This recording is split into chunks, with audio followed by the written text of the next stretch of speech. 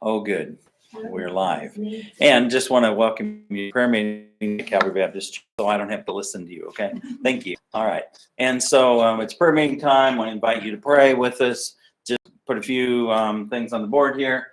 Cheryl, Romy, I spoke with him, or I texted with him a little today, and he said she thought she was maybe a little better, but then she had a really rough night last night and not good. So just continue to pray for them. Rosella went ahead and had the surgery, I guess, but we haven't heard how that went or how that's going. That's Flo's sister who has had cancer. Shemaine, of course, is Marcia and Don Hart's daughter. And Marcia had asked for prayer today that, Shemaine has cancer and is not expected to live too long.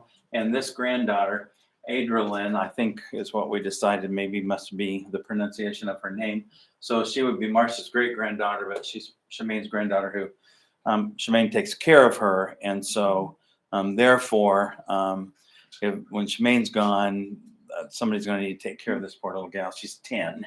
So that is a definite need. Continue to pray for Gary and Joe and Lindsay and Matt and their families. Pray for them. And then Bob Smith, Karen Haar, Randy's sister's husband, Bob, is in the hospital in Kirksville, has COVID, has pneumonia, and is just not very good at all. And they don't give much hope for him. We need to pray for Bob. And Linda Carter's a lady that some of us know from Frederick Boulevard, a dear, sweet lady, a prayer warrior. And I think we prayed for her a few weeks back. She has cancer, has brain tumor, and get that right. And they tried to remove some stuff, and it just grew back. And so she is just not well at all. Joe McMillan, who is Karen Shirley's son, you all have prayed for him. And he had also a tumor removed from his brain. I think was that the one behind his ear, I believe, was what they took out. And he had two masses, but one of them wouldn't do anything, and the other one, if I remember right, how Karen explained that to me. Anyway, I'm probably wrong. But so he had surgery. Vicky says he's out at Cameron at the hospital doing his rehab. So just pray for him through that process. And then we also mentioned that Dr. Brown, who was a doctor here for years, passed away this week. And so just pray for his family. People said good, endearing things about him. Also, Joe Gregory, his wife, Barbara, and some of y'all may or may not know Joe Gregory. He is really the founder of Area Ministers for Christ, which out of that comes the West Valley Food Kitchen, also Fellowship House, and also St. Joe Christian School. And so among other ministries that Joe was accountable for. And so just pray for Joe and their family. They have 7 kids. I think Joe and Barbara had 7 kids. So they have a big family, and pray for them. And then Bob Thomas, who was the pastor out at Bethel. You may know he was in an accident a year ago and has been in the nursing home for this past year. Is not in very good shape, but he passed away last Friday. And so pray for Bob and then his wife. And then the Bethel Church. I think they've, they have a pastor that grew up in the church, and I think they're doing very well. But it's always good to pray for a sister church. Plus, you just don't know, now that Bob is gone, there'll be some grieving and there'll be some loss that they feel probably all over again. So pray for them. Tomorrow night we're serving at the BSU, the Christian Challenge. So pray for the ladies as they prepare that and take it tomorrow. We may have snow tonight. So, if you want to pray your anti-snow prayer, you can do that. And then our world is just a mess. And so the Russia and Ukraine and just world conflict situation, the truck protests, we're having January Bible study this Sunday. And it was going to be Steve and Randy, but Randy, this is his last Sunday at Big Lake.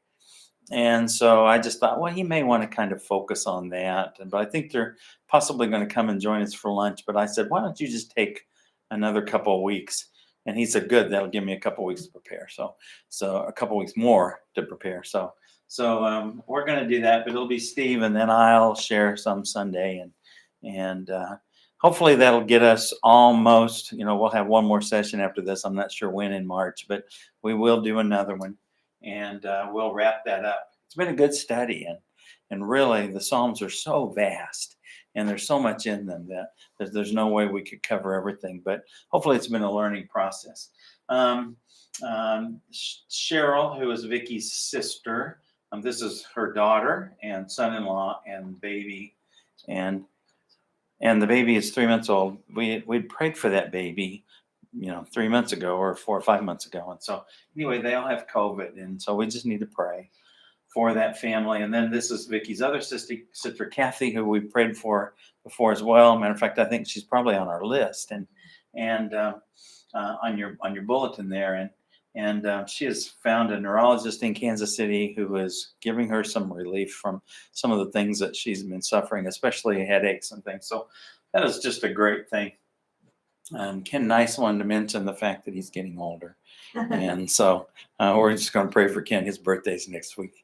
And then, I might remember we prayed for a lady named Sarah White. She's a friend of Nancy McCamey's, and we just prayed for her. She's had a lot of health issues, a lot of things going on, and has been not able to go home for months.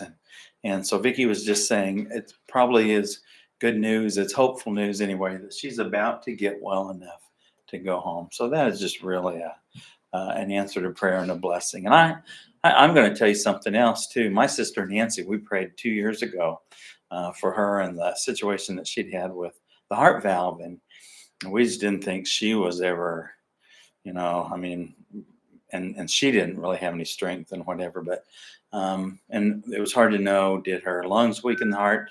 Did her heart weaken her lungs? Did they work together? What was the deal?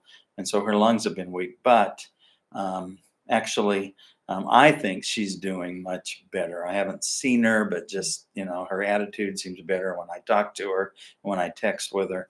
Actually, she can talk on the phone and not have to gasp for air and not get tired and things. So I think she's better. And so thank you for praying for her. And thanks for letting us go see some grandbabies and the rest of our family. But we had fun with the grandbabies, and they're always a treat, always a joy. So anyway, thanks for that. So with that in mind, we did go to church with Alina on Sunday, and we like her church. We like Philip's church. We really were impressed with Alina's pastor. Preached a great message on Sunday, and he started a new series on prayers in the Bible, and it was excellent. And so we're glad to be able to hear that message. And anyway, so thank you. And